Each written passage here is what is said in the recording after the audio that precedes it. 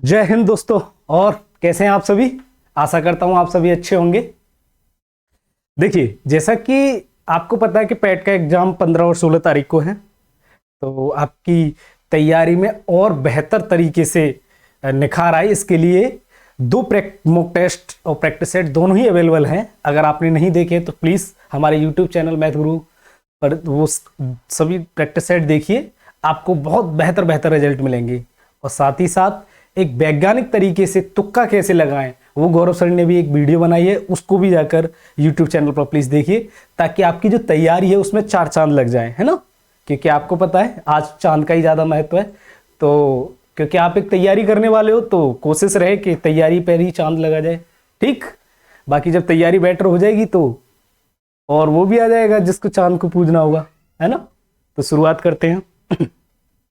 देखिए, last time मैंने आपको वैदिक सभ्यता की शुरुआत करा दी थी, जिसमें ऋग्वेद कंप्लीट हो चुका था। ठीक, तो आज उसी पर चर्चा करेंगे सब्जेक्ट पर। आशा करता हूँ आप सभी को वो वीडियो बहुत अच्छी लगी होगी। तो ऐसे ही प्यार बढ़ाते रहिए और कमेंटमेंट जरूर मत कर दिया करिए, ताकि पता पड़े कि क्या चीज़ें हम और कितना बेटर कर सकते हैं चीज़ों में।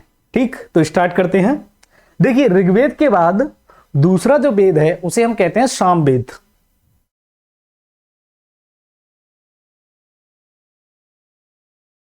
साम वेद। ठीक, साम वेद। देखिए, साम का जो अर्थ होता है, साम शाम का अर्थ होता है गायन। ठीक, शाम का अर्थ गायन। ठीक, गायन आप समझ गए होंगे, गीत, है ना। तो शाम का जो अर्थ होता है वो क्या होता है? गायन। गायन माने गीत।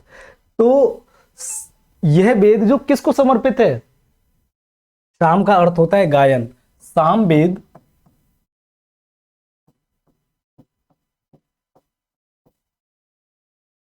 संगीत को समर्पित है।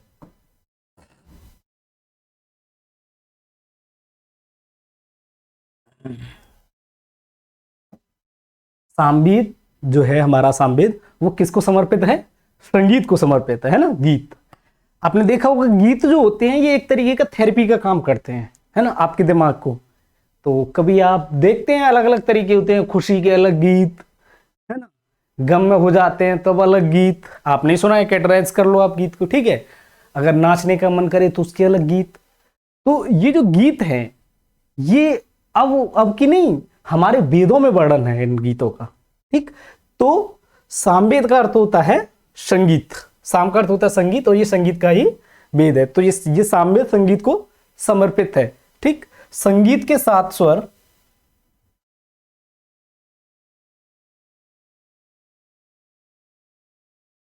संगीत के सात स्वर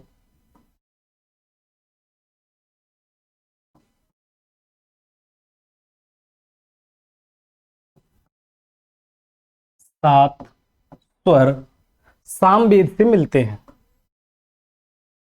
साम वेद में मिलते हैं। ठीक, तो संगीत के जो सात स्वर हैं, सारे गामा पदनिशा, ठीक, ये संगीत के सात स्वर किस वेद में मिलते हैं? साम वेद में, है ना। यानी शाम का जो अर्थ होता है वो होता है गायन, और ये सारे संगीत के स्वर साम वेद में मिलते हैं। ठीक, आगे बढ़ते हैं। देखिए, इसमें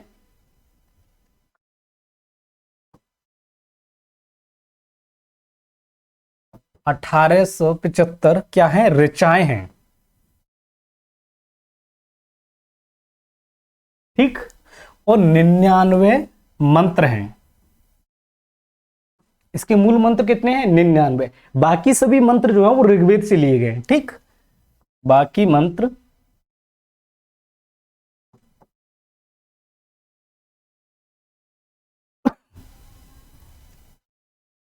बाकी मंत्र जो है वो ऋग्वेद से मिले गए,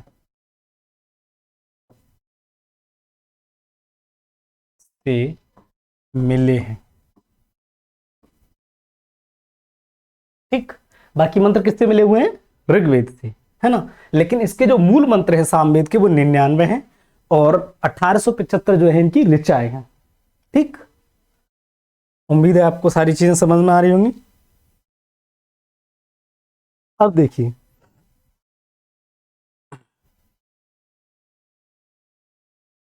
सामवेद के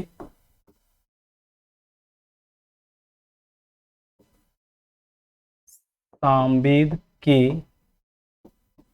पाठ करने वाले को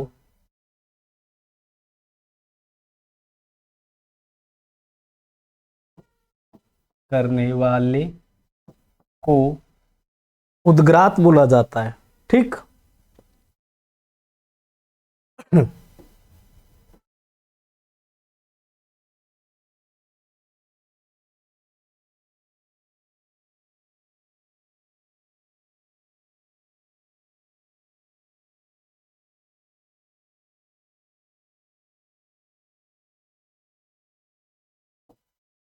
ठीक।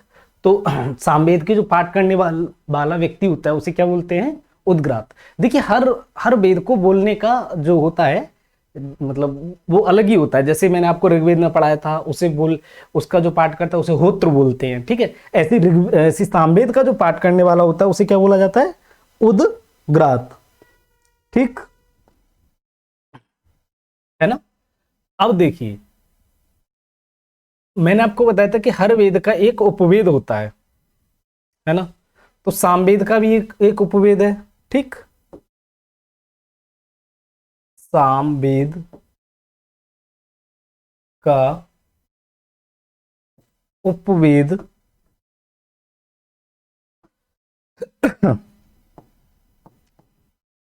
उपवेद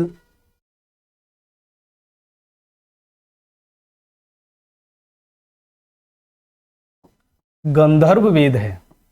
सामवेद का उपवेद क्या कौन सा है? गंधर्व वेद। ठीक है। इसके रचयिता इसके रचयिता कौन है? गंधर्व वेद के रचयिता है भरत मुनि।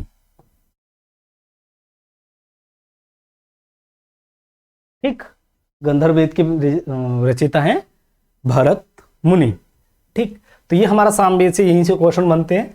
या तो पूछ लेता है कि सामवेद जो संगीत का है किस वेद से संबंध है इसका। ठीक है, इसका उपवेद क्या है, इसकी ऋचाएं कितनी है, संगीत के सात स्वर कहाँ से मिलते हैं। तो ये सारी पूरी जानकारी जो है हमें कहाँ से मिलती है? सामवेद से मिलती है। ठीक है, आगे बढ़ते हैं।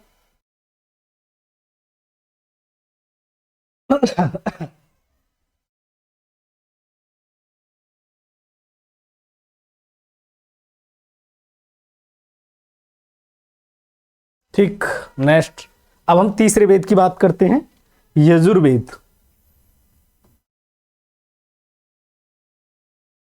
यजुर्वेद। ठीक, यजुर्वेद। यजु का अर्थ होता है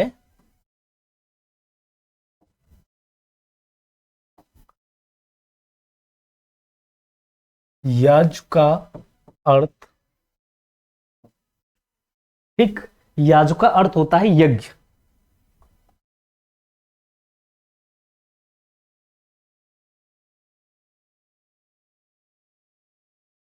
ठीक है, याजु का अर्थ होता है यज्ञ। तो कहने का अर्थ है कि यजुर्वेद किससे जुड़ा हुआ है? यज्ञ से। ठीक है, नेक्स्ट। इस वेद में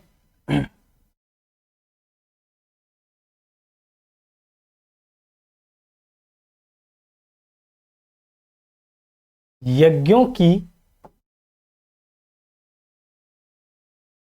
इस वेद में यज्ञों की विधियां विधियां बताई हैं।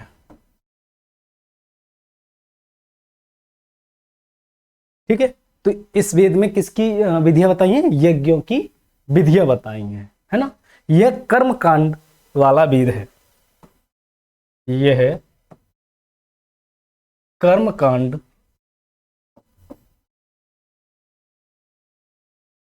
कर्म कांड वाला वेद है। ठीक, इसमें क्या है कि कर्म ही प्रधान है, मतलब ये कर्म कांड वाला वेद है। इसमें यज्ञ ज्यादातर, इसकी वेद की जो बताई गई है वो केवल आपको यज्ञ कितने तरीके से, किस तरीके से किया जाना चाहिए, वो सब यज्ञ की पूरी जानकारी है इस वेद में। ठीक है ना, आगे बढ़ते हैं। देखिए, एकमात्र वेद, एक मात्र वेद जो गद्य, ठीक है, और पद्य में लिखा है। ठीक, एकमात्र ये वेद है जो गद्य में भी लिखा है और पद्य में भी लिखा है ना। तो गद्य पद्य आप जानते होंगे, आपने हाई स्कूल और इंटर में तो लिखा होगा, प्रस्तुत गद्यांश हमारी पाठ है पुस्तक, है ना, इस फलाना फलाना सब्जेक्ट से लिया गया है, इसके लेखक ये हैं। तो इसका मतलब क्या है, इसका मतलब साफ है कि ये गद्य और पद्य, यानी ये कविता में भी लिखा हुआ है और कहानियों में भी लिखा है। तो गद्य और पद्य, कविता और कहानी। ठीक, ऐसा एकमात्र वेद है, ये एग्जाम ने पूछ लिया है कि गद्य पद्य में लिखने वाला एकमात्र वेद कौन सा है, तो कौन सा है, यजुर्वेद। ठीक, आगे बढ़ते हैं।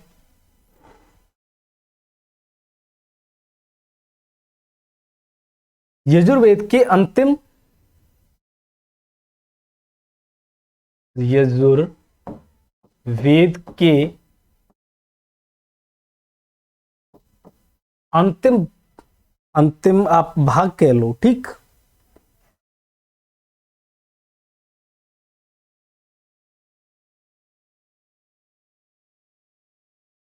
अध्याय को, अंतिम अध्याय को ईसो उपनिषद कहते हैं। ये इंपोर्टेंट है, ईसो उपनिषद कहते हैं, ये एग्जाम में पूछ लिया है। ठीक, क्या कहते हैं, ईसो उपनिषद। ठीक,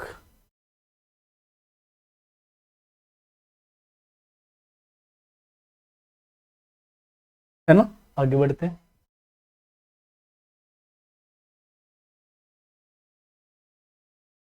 चलिए नेक्स्ट। अच्छा, अब इसके पाठ करने वाले को क्या बोला जाता है, इसके पाठ करने वाले वाले को, इसके पाठ करने वाले को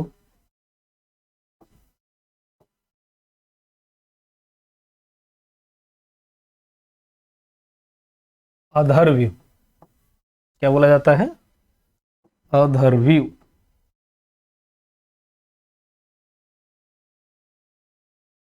ठीक, इसके पाठ करने वाले को क्या बोला जाता है, अधर्व्य, है ना।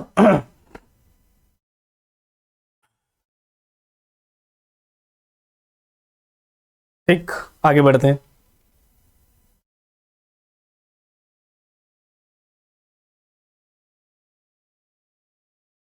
यजुर्वेद का उपवेद, यजुर्वेद का उपवेद, मैंने आपको बताया था हर वेद का एक उपवेद होता है। ठीक है, तो यजुर्वेद का भी एक उपवेद है। तो यजुर्वेद का उपवेद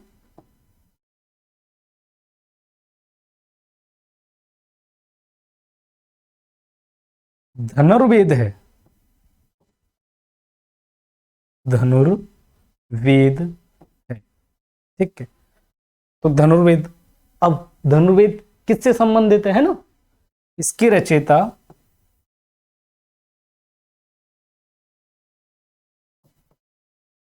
रचयिता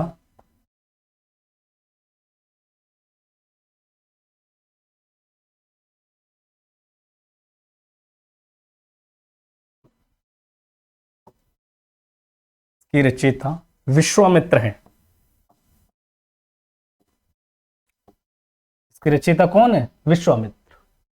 ठीक, ये एकमात्र वेद है जो धनुर्वेद, मतलब अस्त्र शस्त्र की पूरी जानकारी मिलती है हमारी, ठीक।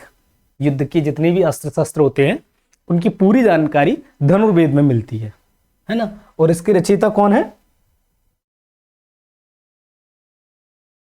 विश्वामित्र, ठीक। अब देखिए एक नोट है जो एग्जाम ने कई बार पूछा है, मैं आपको लिखा देता हूं।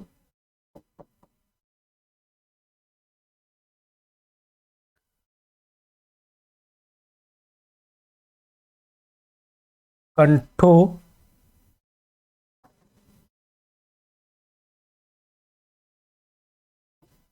कंठोपनिषद, कंठोपनिषद में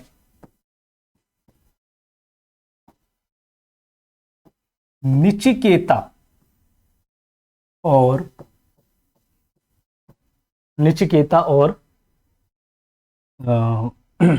यमराज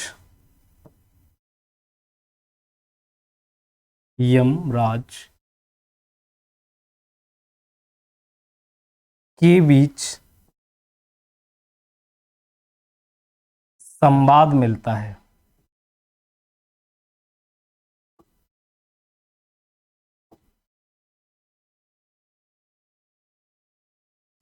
संवाद मिलता है।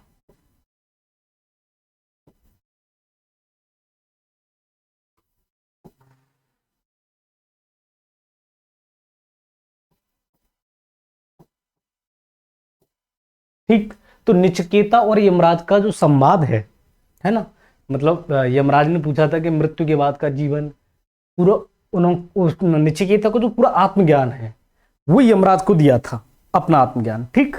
उसी का जो मतलब संवाद है, या हम कहें आपस में आज के शब्द में कम्युनिकेशन, ठीक।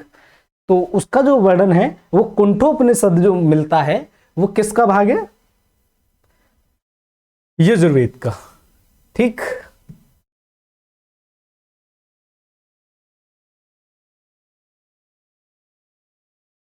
चलिए नेक्स्ट,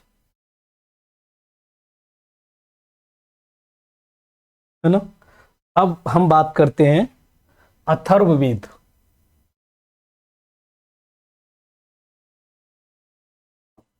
अथर्ववेद, ठीक। ये अंतिम वेद है चारों वेदों में से, इसका नाम है अथर्ववेद, है ना। देखिए यह वेद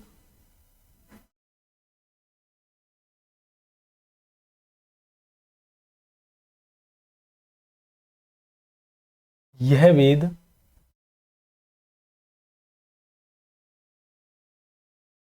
ब्रह्मवेद है। ब्रह्मवेद है इसका मतलब श्रेष्ठ, ठीक है, श्रेष्ठ वेद। ये कैसा है? श्रेष्ठ वेद है। अच्छा, इस वेद की क्या खासियत है? जैसे इस मैंने आपको बताया कि ये श्रेष्ठ वेद है, तो इस वेद की क्या क्या खास है? इस वेद में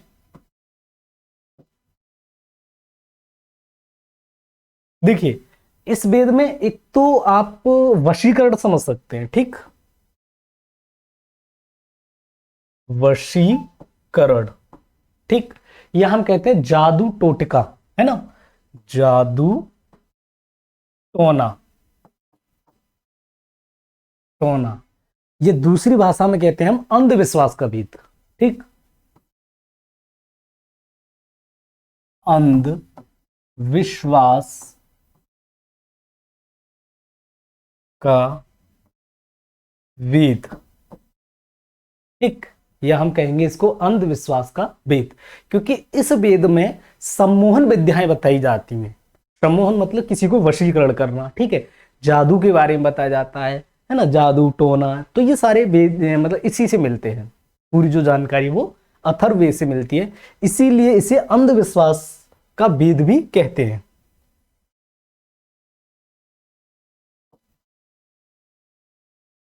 है ना। क्योंकि भाई साइंस तो इसको मानती नहीं है, साइंस क्या करती है? इसको नकारती है, जादू टोना को।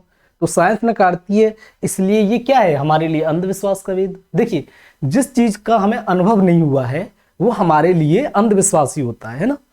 तो जैसे जादू है, टोना हुआ, ये हो सकता है शायद होता हो, मैं ये नहीं कह रहा, लेकिन अगर हमारे सामने ये चीजें अनुभव में नहीं है तो ये हमारे लिए अंधविश्वास है। तो इसीलिए इसको क्या बोला जाता है, अंधविश्वास का भेद, है ना। नेक्स्ट आगे बढ़ते हैं। देखिए इसमें 20 अध्याय, इसमें क्या है 20 अध्याय, 731 सूक्त और 600 मंत्र। ठीक, इसमें 20 अध्याय, 731 सूक्त, 600 मंत्र हैं। 600 मंत्र हैं। ठीक, आगे समझ लें। देखिए इस वेद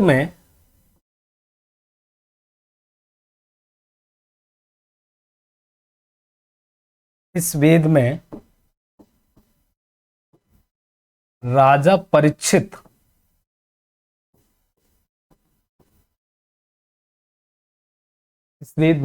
राजा परीक्षित का वर्णन मिलता है। राजा परीक्षित का क्या मिलता है, वर्णन। इस वेद में राजा परीक्षित का वर्णन मिलता है ना। तो राजा परीक्षित जो है, आपको भी पता है, अभिमन्यु के बेटे थे, और जो आप महाभारत देखते हैं, ये उसकी एक पात्र है। ठीक, तो इसका मतलब जानकारी मिलती है, जिसे हम कहते हैं मृत्युलोक का देवता, मृत्यु लोक का देवता। ठीक, इसको हम क्या कहते हैं, मृत्युलोक का देवता। ठीक,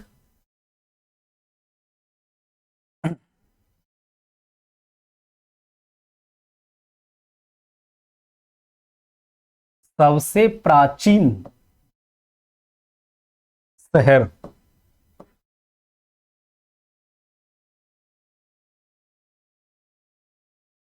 काशी की जानकारी मिलती है।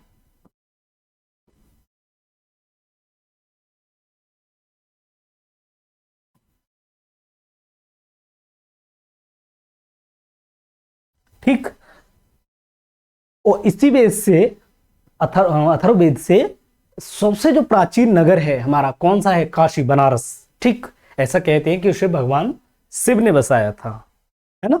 तो सबसे प्राचीन जो शहर है काशी, जो सदियों से, बहुत सदियों से चलता आ रहा है, उसकी पूरी जानकारी जो मिलती है वो अथर्ववेद से मिलती है। ठीक, अब देखिए जैसे कि मैंने आपको बताया कि हर वेद का एक उपवेद होता है, तो ऐसे ही इसका भी एक उपवेद है।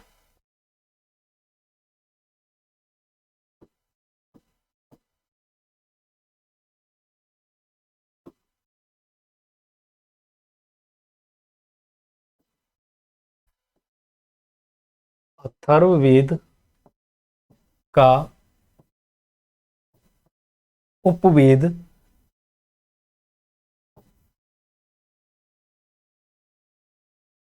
शिल्पवेद है। अथर्ववेद का उपवेद क्या है, शिल्पवेद। और शिल्पवेद, इसकी रचयिता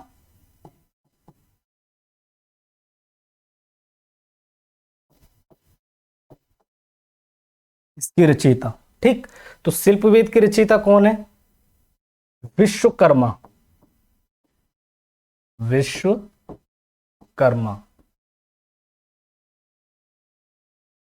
विश्वकर्मा है, जो भवन निर्माण से संबंधित है, जो भवन निर्माण से संबंधित है।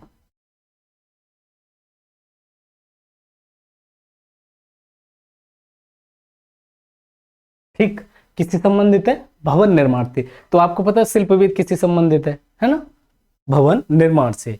और इसके जो रचयिता हैं वो कौन है, विश्वकर्मा।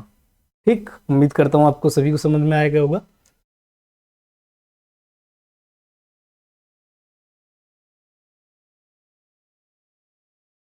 चलिए आगे बढ़ते हैं।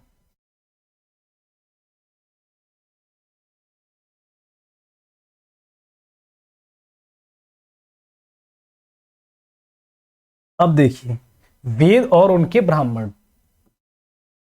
वेद और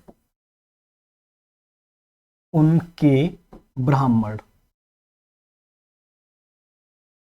ठीक, तो वेद है और वेद की अलग अलग उनके ब्राह्मण होते हैं, है ना। पाठ करने मतलब जो पाठ करते हैं उनके अलग अलग ब्राह्मण होते हैं। तो सबसे पहले हम बात करते हैं ऋग्वेद की। ठीक, तो ऋग्वेद के कौन है?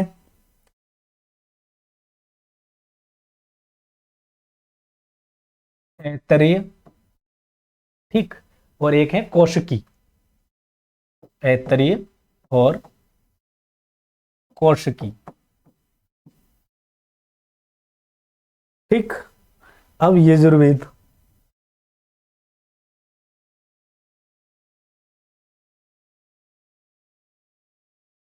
यजुर्वेद।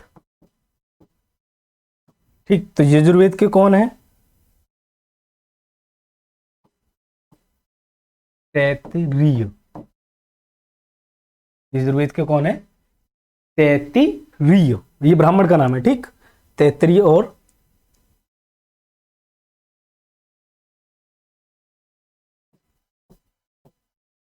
सतभक्त। ठीक, उसके बाद है सामवेद।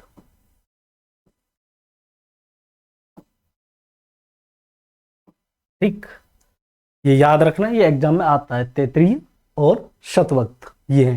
अब देखिए सामवेद के कौन है, तो सबसे पहले पंचविश।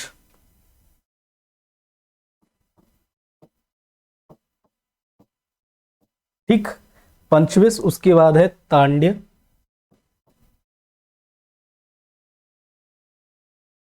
है ना, तांड्य। नेक्स्ट है अद्वित्व और जैमिनी। अद्वित्व और है जैमिनी। ठीक, आदित्य और जैमिनी। नेक्स्ट है अथर्ववेद।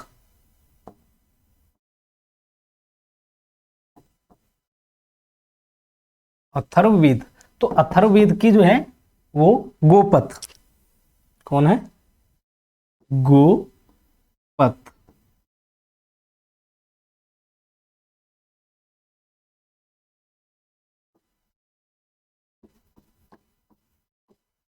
गोपथ ब्राह्मण। ठीक, इनके गोपथ हैं। तो ये चार वेदों के चार ब्राह्मण हैं जो एग्जाम में कई बार पूछे हैं, और आप भी इसको प्लीज रट लीजिए, है ना। नेक्स्ट आगे बढ़े। अब देखिए, अब बात करते हैं हम उपनिषद। उपनिषद क्या होते हैं? उपनिषद, उपनिषद एक आत्मज्ञान के तरीके हैं, मतलब गुरु के पास बैठने पर ज्ञान जो मिलता है। ठीक है, तो उपनिषद का जो अर्थ होता है उसका क्या होता है? देखिए, उपनिषद, उपनिषद का अर्थ अर्थ है गुरु के समीप बैठना। ठीक है, या हम कहें एकांत में लिया गया ज्ञान। ठीक, एकांत में लिया ज्ञान। ठीक, एकांत में लिया गया ज्ञान, इसको हम क्या बोलते हैं? उपनिषद। अब उपनिषद की संख्या कितनी होती है? तो इसकी संख्या होती है उपनिषद की 108। ठीक, उपनिषद की संख्या, उपनिषद की संख्या 108 होती है। ठीक है, कितने उपनिषद होते हैं हमारे? 108, है ना। आगे बढ़ते हैं। 108 होते हैं। देखिए, भारत का राष्ट्रीय आदर्श वाक्य, भारत का राष्ट्रीय आदर्श वाक्य, भारत का राष्ट्रीय आदर्श वाक्य सत्यमेव जयते, सत्यमेव जयते, मुंडकोप उपनिषद से लिया गया है। मुंडकोप निषद से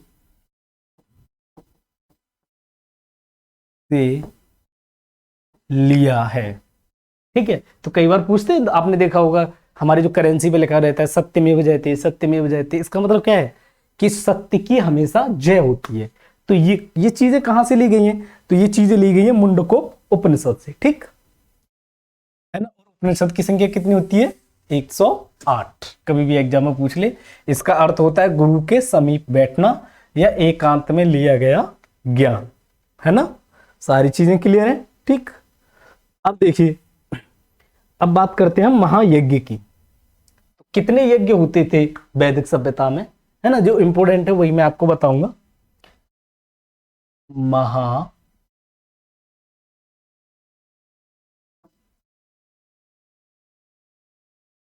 महायज्ञ, है ना, महायज्ञ। तो कितने महायज्ञ हुए हैं जो एग्जाम ने पूछे हैं कभी कभी। देखो, पहला जो यज्ञ होता है उसे हम कहते हैं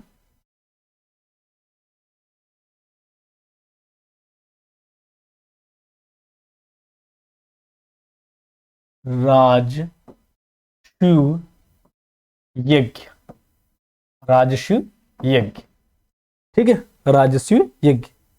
यह यज्ञ, या इसको दूसरी भाषा में कहते हैं राज्याभिषेक यज्ञ। ठीक है, आप ब्रैकेट में लिख सकते हैं राज्याभिषेक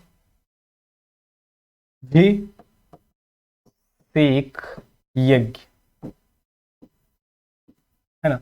तो ये यज्ञ कब होता था? जब राजा सिंहासन पर बैठता था तब ये राजस्व यज्ञ, राजस्व यज्ञ होता था। ठीक, जब राजा, जब राजा गद्दी पर बैठे,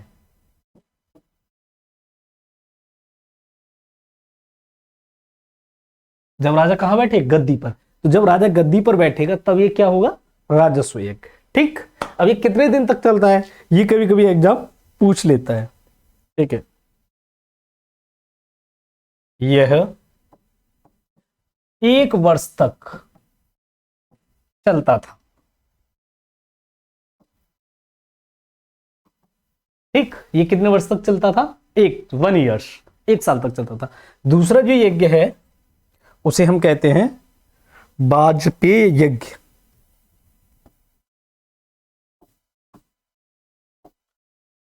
वाजपेय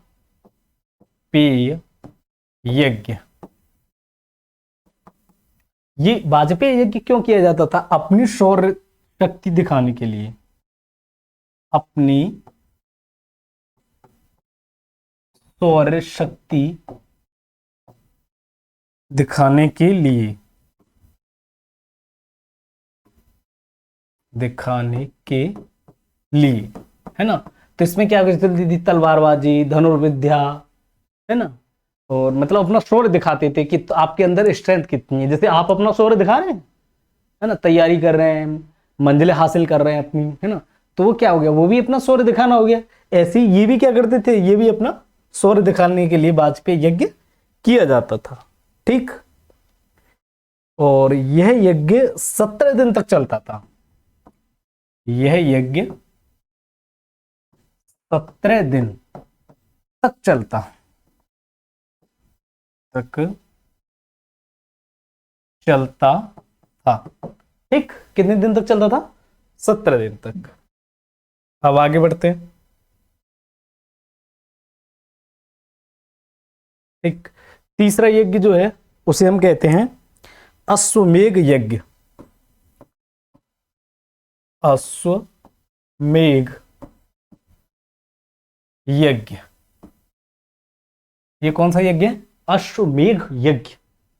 ये किस लिए किया जाता था, है ना, ये भी वैदिक सभ्यता में किया जाता था। तो यह करते थे राजा अपने साम्राज्य को बढ़ाने के लिए, आप कहें विस्तार करने के लिए, ठीक है, अपने साम्राज्य को बढ़ाने के लिए किया जाता था, ठीक है। यह यज्ञ अपने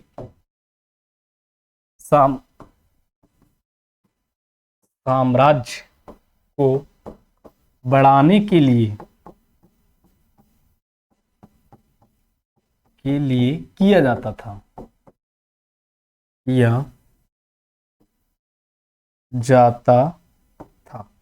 ठीक। ये किस लिए किया जाता था? कि अपने साम्राज्य को बढ़ा दिया, ठीक है। इस युद्ध में एक घोड़ा छोड़ा जाता था, उसमें 400 सैनिक होते थे, और वो घोड़ा कहीं भी जाए वो राज्य वहां तक हो जाता था। अगर कोई उस घोड़े को रोकता है तो इसका मतलब ये है कि वो चैलेंज दे रहा है कि अब यहां से अगर आप मतलब राज्य ले जाएंगे तो हम लड़ेंगे अपने राज्य के लिए, ठीक है। तो ये आप सीधा सा कह सकते हैं कि अपने साम्राज्यवादी या राजनीति विस्तार बढ़ाने के लिए यज्ञ किया जाता था, ठीक। आशा करता हूं आपको सारी चीजें समझ में आ रही होंगी, है ना। नेक्स्ट आगे बढ़ते हैं। और अंतिम और चौथा यज्ञ जो होता था उसे कहते थे अग्निष्टम।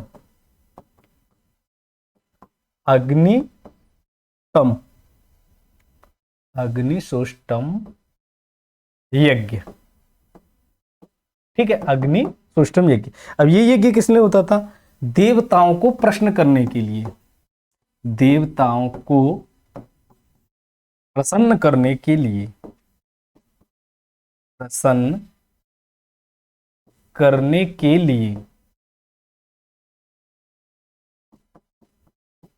तो वैदिक सभ्यता में चार यज्ञ होते थे। मैंने आपको पूरी डिटेल बता दी, ठीक है। और चारों यज्ञ में, अच्छा, यह यज्ञ एक दिन के लिए चलता था, ये और लिख लीजिए आप। यह यज्ञ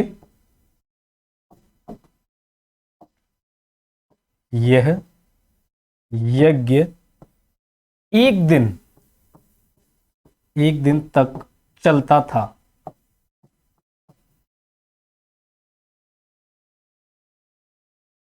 ये क्या होता था?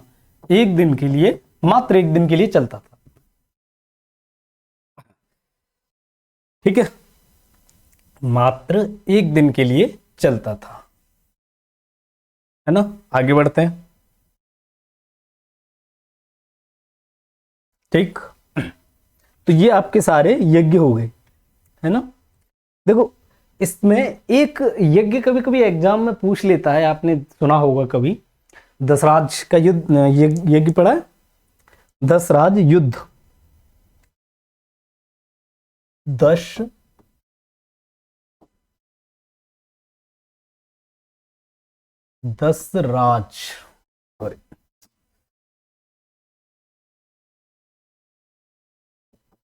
दशराज युद्ध,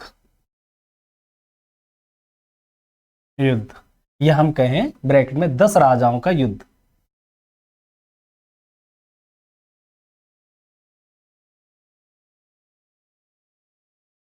ठीक है।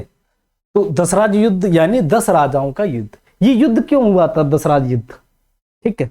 देखिए, इसकी पहले कहानी मैं आपको बता देता हूं, तो पूरी डिटेल में आप सीख लीजिए, क्योंकि देखो कहानी से क्या होता है कि बहुत जल्दी याद हो जाता है। ये दशराज का जो युद्ध है, एक राजा थे भरत वंश के, उनका नाम था सूरदास। सूरदास नहीं, सूरदास। तो हाँ, मत समझ बैठो आपके सूरदास तो नहीं बोल रहे सर। तो सूरदास राजा थे।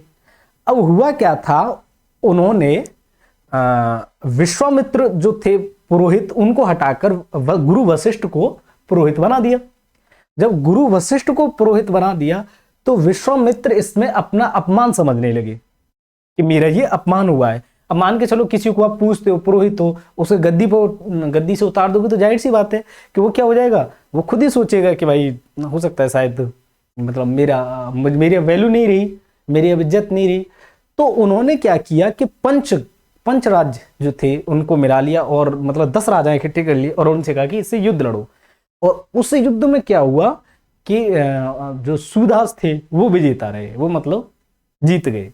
तो देखिए ये युद्ध हुआ था, ये 10 राजाओं के साथ, और एक तरफ 10 राजा, एक तरफ दूसरा राजा, ये उस राज्य पर हुआ था, है ना। और जीवन में बस मैं एक ही बात कहूंगा आपसे कि लड़ाई जमकर कीजिएगा, लेकिन ये गुंजाइश रहे, लड़ाई जमकर कीजिएगा लेकिन ये गुंजाइश रहे कि कभी हम मिलें तो दिल में इज्जत कम ना हो एक दूसरे के प्रति, ठीक है ना। आप समझ गए। हाँ, युद्ध जमकर हो लेकिन ये दिल में गुंजाइश रहे कि कभी हम एक हों तो हमें शर्मिंदा ना महसूस होना पड़े, ठीक है, हमें शर्मिंदगी महसूस ना होनी पड़े अगर कितना भी युद्ध लड़ो किसी से, लेकिन जब गले मिलने की बारी आई तो आप खुद को शर्मिंदा नहीं होना पड़े, है ना। ठीक है, आगे बढ़ते हैं। देखिए यह युद्ध पुरुषड़ी, पुरुषड़ी, अच्छा पुरुषड़ी नदी किसको कहते हैं, मैंने आपको बताया था, किसको कहते हैं, रावी, ब्रैकेट में लिख लेना, रावी। यह युद्ध पुरुषड़ी नदी के किनारे, नदी के किनारे किनारे हुआ। आपने देखा होगा ज्यादातर युद्ध नदी के किनारे क्यों होते थे, पता है,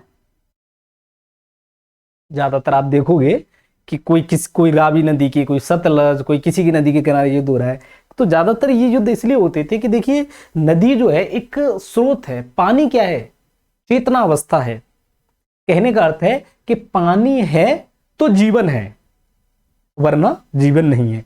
तो पानी पीना, घोड़े को पानी पिलाना, कितने जानवर थे कितने नहीं थे, कितने आदमी हुआ करते थे, तो इसलिए ये कहते थे कि पहले से डिसाइड कर दिया जाता था कि युद्ध जो होगा वो किसी नदी के किनारे करें ताकि हमारे घुड़सवार हैं, ठीक, हाथी है या मनुष्य हैं, वो पानी पी सकें, है ना।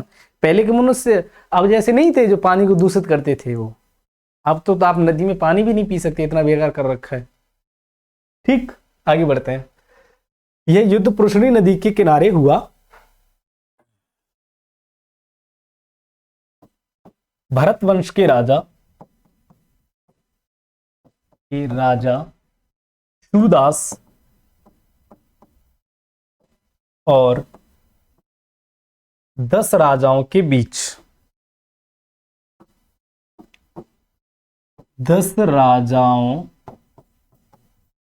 के बीच, आगे समझ में, किस किस के बीच, 10 राजाओं के बीच ये युद्ध हुआ था, है ना, इसीलिए इसे क्या बोलते हैं, 10 राज का युद्ध। ओके, आगे समझना, नेक्स्ट आगे बढ़े।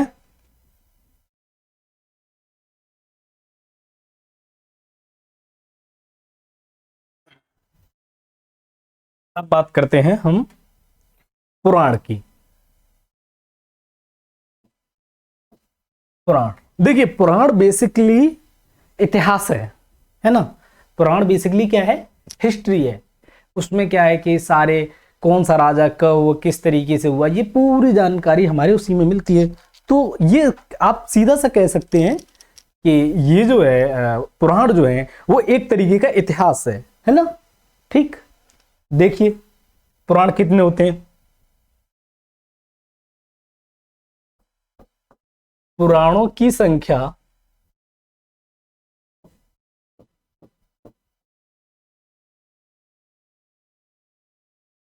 18 है।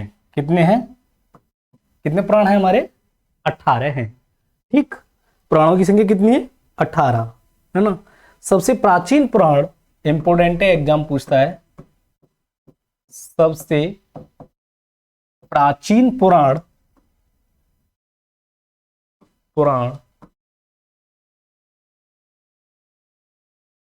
मत्स्य पुराण है। सबसे प्राचीन पुराण कौन सी है, मत्स्य पुराण। ठीक, ये सबसे प्राचीन पुराण है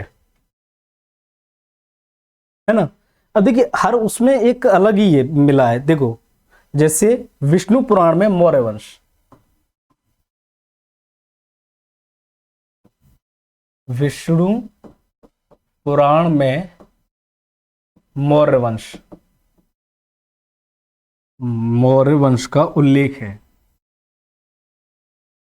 विष्णु पुराण में मौर्य वंश का उल्लेख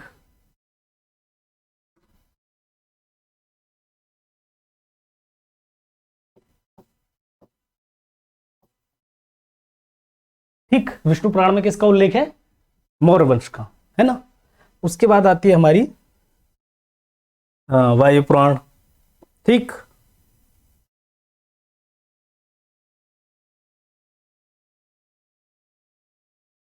वायु पुराण में गुप्त वंश का उल्लेख है। ठीक, वायु पुराण में किसका उल्लेख है? गुप्त वंश का। अब मत्स्य पुराण जो है हमारी सबसे प्राचीन जो है वो कौन सी है? मत्स्य पुराण। मत्स्य पुराण में किसका उल्लेख है? सातवाहन वंश का। सातवाहन वंश का। ठीक है, तो कभी इसमें एग्जाम में पूछ लेता है कि विष्णु पुराण में किस वंश का उल्लेख किया गया है, वायु पुराण में किस वंश का उल्लेख किया गया है और मत्स्य पुराण में किस वंश का उल्लेख किया गया है ना। तो पुराण इतनी पुरानी है और उनमें क्या किया गया कि सभी चीजों का उल्लेख किया गया है ना। अब आगे बढ़ते हैं। अब हम बात करते हैं रामायण की। ठीक,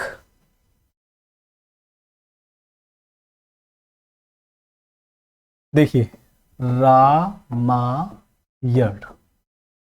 है ना। आपको पता है सबसे फेमस काव्य है रामायण, ठीक है।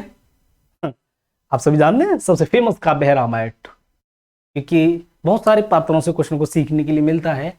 और रामायण जो है वो ऐसा काव्य है जो है ही पूरा सीखने लायक, है ना, जिसकी पूरी विवेचना, जिसका विश्लेषण सीखने लायक है। तो देखिए रामायण की रचयिता कौन है? रामायण की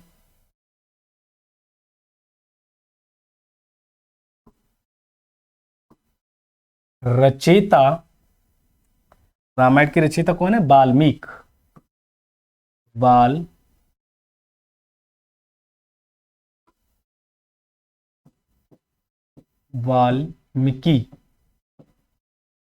कौन है? वाल्मीकि। ठीक,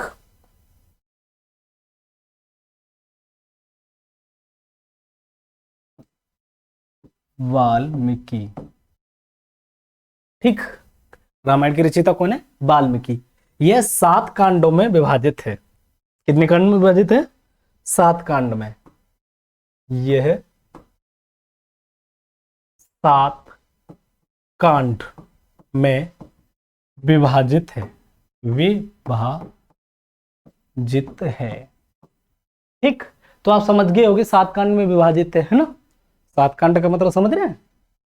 कांड का अर्थ जो होता है वो अध्याय होते हैं, है ना। देखो शब्दावली को कभी कभी बहुत गलत तरीके से पेश किया जाता है। कांड का मतलब क्या है?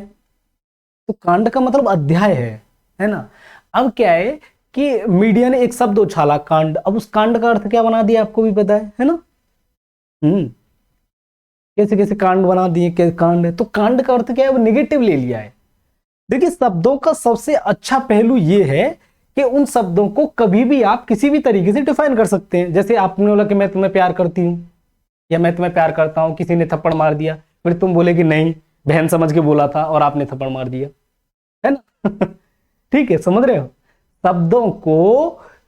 ये शब्दों की सबसे अच्छी बात है कि शब्दों को किसी भी तरीके से मोड़ा जा सकता है। इसीलिए कभी किसी से आप बोलो कि मैं तुमसे प्यार करती हूं या मैं तुमसे प्यार करता हूं, उसने थप्पड़ मार दिया, तो आप सीधे कह दो, है ना, कि ये हमने भाई समझ के या बहन समझ के आपसे बोला था। तो शब्द को कभी भी किसी भी तरीके से डिफाइन किया जा सकता है। ठीक, तो ऐसी कांड जो है उसका गलत तरीका मीडिया ने बना लिया। जबकि कांड माने क्या है? अध्याय, है ना, चैप्टर।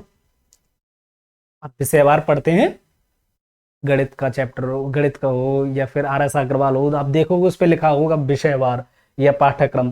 तो उसमें क्या है कि सभी चैप्टर डिसाइड है। ऐसे ही कांड माने क्या होता है, अध्याय। तो सबसे पहला कांड कौन सा है, क्योंकि एक बार यूपी पुलिस ने इसे लगा दिया था कि इसे क्रम से लगाओ, कूट जो शब्द बनते हैं ना वो ऐसे ही क्रम से बनवा लेता है। तो सबसे पहला कौन सा कांड है, बाल कांड। ठीक, बाल कांड है ना। दूसरा कांड है अयोध्या कांड। अयोध्या कांड, ठीक। एक बाल कांड, एक अयोध्या कांड, दूसरा है अरण्य कांड। अरण्य कांड, अरण्य का मतलब होता है जंगल, ठीक, अरण्य कांड है ना। इसके बाद जो कांड है उसे हम कहेंगे सुंदर कांड। सुंदर कांड, ठीक। इसके बाद है किष्किंधा कांड।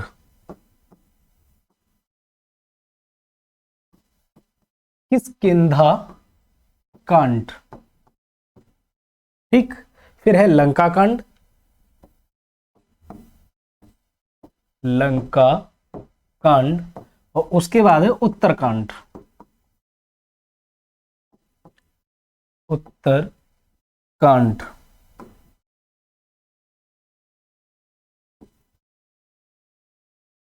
है ना। तो आपके ये मतलब रामायण जो है वो कितने कांडों में विभाजित है, 7 कांडों में। सबसे पहला बालकांड, अयोध्या कांड, अरण्य कांड, सुंदरकांड, किष्किंधा कांड, लंका कांड और लास्ट में उत्तरकांड। तो इन कांडों से मिलकर मतलब पूरी रामायण हमारी बनी है, ठीक। आगे बढ़े।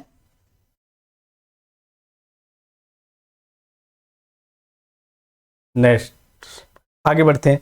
अब उसके बाद हम पढ़ेंगे रामायण को, ठीक है। अच्छा, एक और चीज नोट कर लेना कि रामायण में जो श्लोक हैं वो 24,000 हैं, है ना।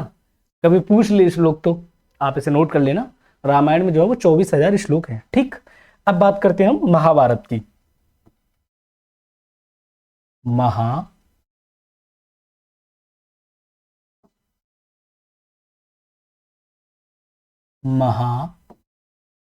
महाभारत है ना, क्या है, महाभारत, ठीक है। रचयिता कौन है,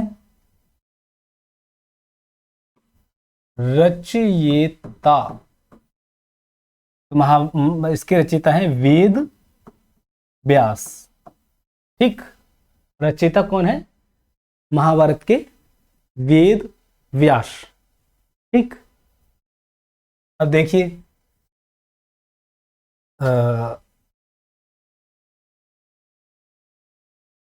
इसमें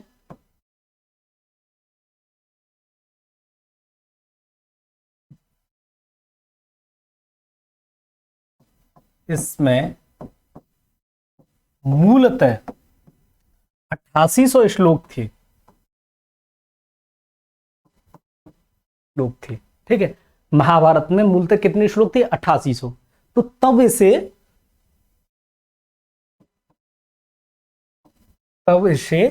क्या कहते थे हम, जय संहिता। तब इसे हम क्या कहते थे, जय संहिता, ठीक है। जब इसमें 8800 श्लोक थे तब इसे हम जय संहिता बोलते थे, है ना, ठीक है। कालांतर में 24,000 श्लोक हुए,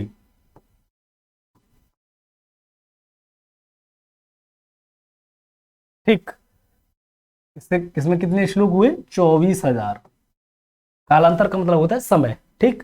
तो 24,000 श्लोक हुए, तब इसे महाभारत कहा, महाभारत, ठीक। क्योंकि फिर 24, फिर जो श्लोक 24,000 उस पर संपूर्ण भारत आ गया, है ना। तब इसे क्या कहा गया, महाभारत। तो एग्जाम कहीं, ज्यादातर एग्जाम ने बस एक ही सवाल पूछा है इसमें से कि महाभारत का प्राचीन नाम क्या है, जय संहिता, है ना। और भी ज्यादा आ जाए तो आप कर सकते हैं, ठीक। उसके बाद भारतीय दर्शन, ये इंपॉर्टेंट है। भारतीय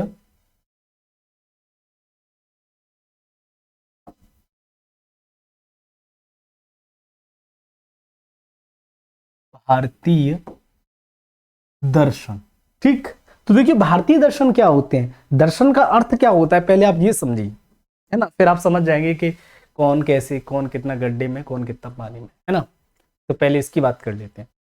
देखिए दर्शन का अर्थ होता है विचारक, है ना, कि आपकी फिलॉसफी क्या है, आपके दर्शन क्या है, आपके दर्शन शास्त्र क्या है, आपकी फिलॉसफी क्या है ना, आपके अंदर से विचार क्या है। तो दो तरीके के होते हैं फिलॉसफी, दर्शन जो होते हैं दो दो तरीके के होते हैं। एक दर्शन होता है नास्तिक, एक दर्शन होता है आस्तिक।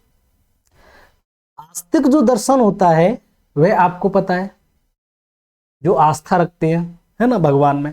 और नास्तिक जो दर्शन होता है जो भगवान में मतलब भगवान को मानते नहीं है ना। तो ऐसे ही आस्तिक दर्शन होते हैं और एक नास्तिक दर्शन होते हैं, है ना। आप पढ़िए कभी शुक्रांत को पढ़िए, है ना, शुक्रांत को पढ़ो, ओशो को पढ़ो, आचार्य रजनीश को, सदगुरु को पढ़ो, जग्गी वासुदेव सदगुरु जो है उनको आप पढ़िए, महात्मा बुद्ध को पढ़िए, महावीर स्वामी को पढ़िए, है ना। तो जिसको आप फेवरेट हो, जो आपके फेवरेट हो, वो आपके दर्शन, मतलब वो आपके विचार बन जाते हैं, है ना। तो सभी के अपने अपने, और सीधे से कहने का मतलब है सभी के अपने अपने मत हैं, उन मतों के विचारों के हिसाब से उन्होंने दर्शन बना लिया है। तो दर्शन का अर्थ होता है अपने अपने विचार। आगे समझ में, ठीक, आगे बढ़े। तो मैं क्रम से आपको लिखा देता हूं। देखिए सबसे पहला दर्शन मैं आपको बताता हूं चार्वाक। चार्वाक, ठीक है, चार्वाक का दर्शन कौन है, प्रवर्तक कौन है, चार्वाक, है ना। चार्वाक के दर्शन किसने दिए थे, चार्वाक ने। ठीक, नेक्स्ट दूसरा है हमारा योग। ठीक, योग के दर्शन दिए थे पतंजलि ने।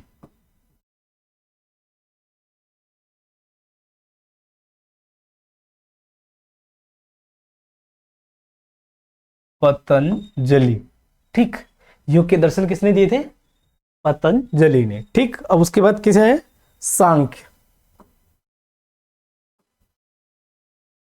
सांख्य के दर्शन किसने दिए थे, कपिल। ठीक,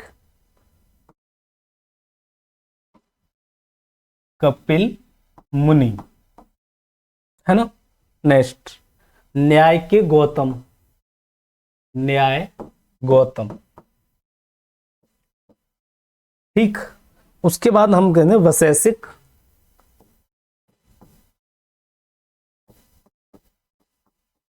वैशेषिक के दिए थे उल्लुक ने, उल्लुक। ठीक, उसके बाद पूर्व मीमांसा, पूर्व मीमांसा। तो पूर्व मीमांसा के दिए थे जैमिनी ने, जैमिनी ने। ठीक है, इन्हें बादरायण बोला जाता है ना। तो चारवाक के चारवाक ने, योग के योग, सांख्य के सांख्य, न्याय के गौतम, वैशेषिक के उल्लुक, पूर्व मीमांसा के जैमिनी। ठीक है, ये दर्शन है। उसके बाद आपको पता है बौद्ध के दर्शन, बौद्ध के तो बुद्ध ने दिए थे, और जैन के दर्शन महावीर स्वामी ने दिए थे। ठीक, इस तरीके से आपकी पूरी वैदिक सभ्यता जो है खत्म हो जाती है ना। आगे हम जो चलेंगे वो हम चलेंगे बौद्ध और जैन धर्म पर। ठीक है, फिर 16 महाजनपद आ जाएंगे। इस तरीके से हम इसको जल्दी जल्दी कवर करते जाएंगे। ठीक है, तो बस आप ऐसा ही प्यार बनाए रखिए और चलते रहिए, है ना। पैट की तैयारी करते रहिए। हम सभी का बहुत बहुत मेहनत है उसमें, और आप एक बार उस मेहनत को भी हमारे को देखिए किस तरीके से मेहनत की है। प्रैक्टिस सेट तैयार किए हैं, टीचर ने मेहनत की है, ये सारी चीज़ें मतलब करती है। तो फिर ठीक है, आप सभी तैयारी से जुटे रहिए, यही मेरी उम्मीद है, और आशा करते हैं कि आप सभी को अच्छा समझ में आ रहा होगा, क्योंकि मैं भी पूरी मेहनत के साथ पढ़ा रहा हूँ। ठीक, तो आप कमेंटमेंट कीजिए अगर कोई कहीं आपको लगता है कि कुछ चीज़ें छूट रही हैं, या आपको लग रहा है कि कुछ चीज़ें सही नहीं है ना। सारी चीज़ों के लिए कमेंटमेंट कीजिए। जय हिंद दोस्तों, फिर मिलते हैं।